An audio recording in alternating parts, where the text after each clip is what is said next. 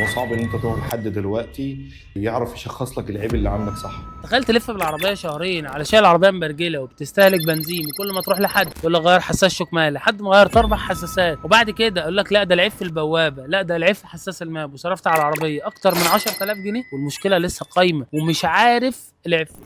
دي قصه عربيه افيو كانت الصفيحه كامله ممكن ما تكملش العربيه 50 كيلو بسبب ان في عيب في الضفيره، ومع الوقت اثر على الكنترول، وكل الاجزاء اللي اتغيرت كانت سليمه. مجرد ما حلينا الكنترول وفحصناه وعالجنا المشكله، العربيه رجعت زيرو. تعالوا نسمع القصه كامله من صاحب العربيه ونشوف العربيه عملت ايه بعد ما خلصناها. وانا مشكلتي معايا بقالها حوالي شهرين ونص، العيب بيروح ويجي. فالحمد لله لما جيت للباشمهندس عبد الله على طول قدر يحدد ايه هو العيب اللي موجود في العربيه، والحمد لله عالجنا العيب والعربيه تمام زي الفل الحمد لله. المهندس عبد الله ومركز عمار، يعني اي حد عنده اي مشكله في اي عربيه ما شاء الله حتى لو موديل حديث هتلاقي عند الباشمهندس عبد الله. لو عندك اي مشكله في عربيه افيو او ظاهره حساس شكمان اللي كل شويه بتنور اللمبه، او حتى حد شخص لك ان العطل في الكنترول، قبل ما تدفع فلوس كتير اسال عمار وهيوجد لك حل للمشكله دي باقل التكاليف ويقضي لك عليه. السلام عليكم.